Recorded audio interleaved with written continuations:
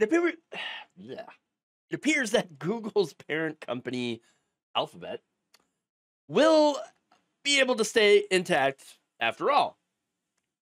I mean, they were facing a pretty big antitrust suit, and well, they they lost, but then they didn't. Now, what do I mean? There's a ruling in this pretty big antitrust case that was delivered by U.S. District Judge Amit Mehta, who is a Obama appointee. So that happened on September 2nd. And turns out, even though Meta had ruled that Google was a monopoly that is engaging in anti-competitive practices, they will not be broken up. They do not have to divest from Chrome, and they can continue to have to make payments to places like Apple, for example, for the distribution of their products. Now, it's a little bit more of a mixed bag when you get into the details, right?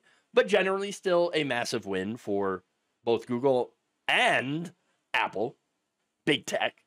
But there are some limits, certain limits imposed as to how Google distributes its services. Will also be required to share some of its search data with rivals. Now, Alphabet, no matter what, plan to appeal the ruling, which could lead to this going to the Supreme Court. And there could be remedies potentially years in the future. So this is nowhere near over. But under the new restrictions so far, Google is prohibited from entering exclusive contracts that make its search engines the default option on browsers and smartphones. The company, however, can continue to make payments to distribution partners for preloading or placing Google Search, Chrome, or its artificial intelligence products, and that's really the big thing right there. Okay, the AI. In order to do that, to put it on these partners. Okay, to continue with that whole thing. Now that includes the preservation of Google's lucrative arrangement with Apple, where they pay billions of dollars to the company in order to have iPhones, for example, use Chrome as their default, or I'm sorry, Google as their default search engine. Okay.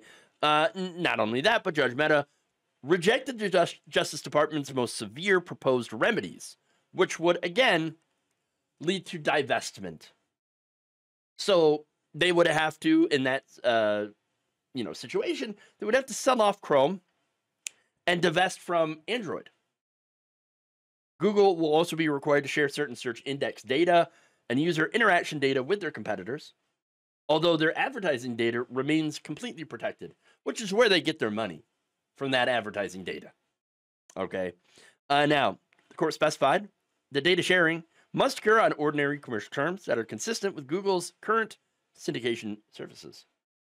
That data sharing mandate could help OpenAI and Perplexity, which are AI platforms, to develop their own search engines and chatbots to compete against Google. But let's be honest, Google, they've already got their own AI. They've already got their own massive platform. So really, how big of a threat are those companies to Google?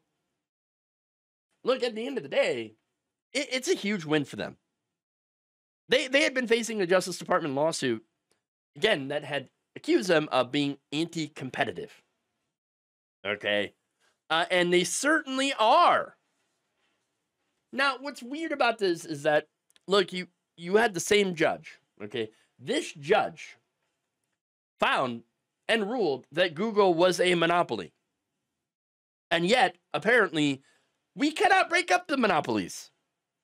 No, it's okay if you own 90% of the search market online.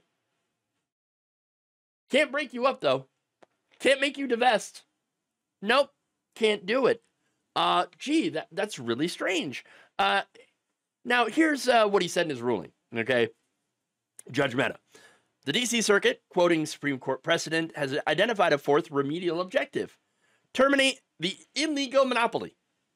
On remand, the district court deemed this an improper objective in that case. So, now wait a minute. Now hold on here. So that was one of the ways, okay, illegal monopoly. That's the remedial objective. But can't do it, though. Can't do it.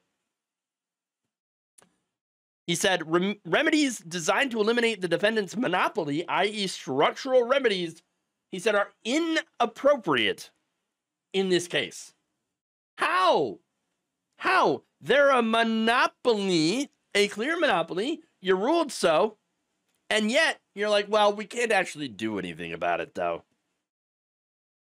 Again, this man is an Obama appointee. Well, not a Trump appointee, okay, but an Obama appointee. So, but wait, hold on. I'm not shocked at all, actually, that he ruled in favor of big business monopolies. Because here's the thing, okay? He is, Obama, neoliberal. I mean, you can get mad about me saying that, okay? But let's be honest. Most of the Democratic Party are neoliberal.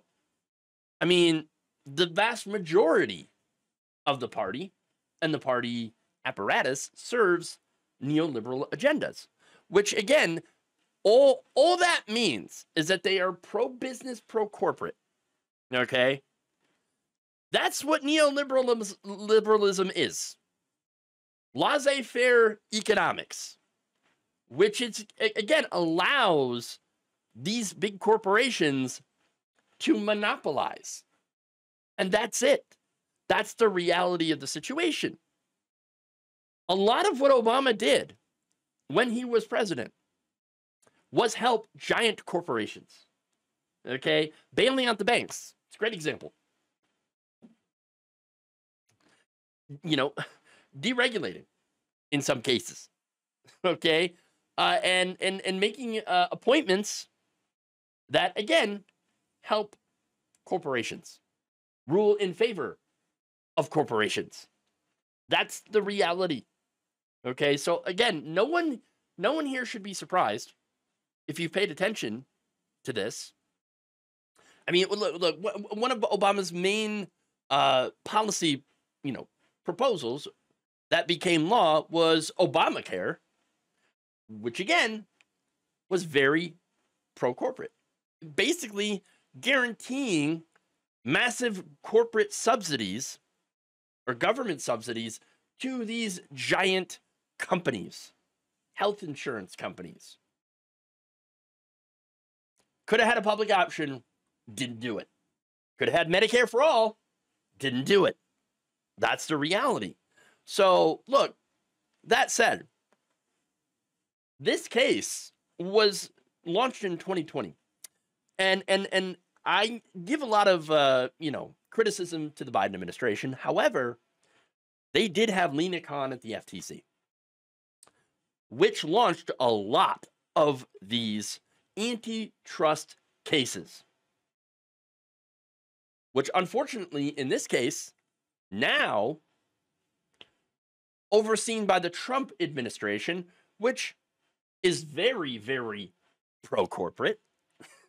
And so, look, the guy, the CEOs, a lot of these CEOs in big tech showed up to Trump's inauguration and funded it.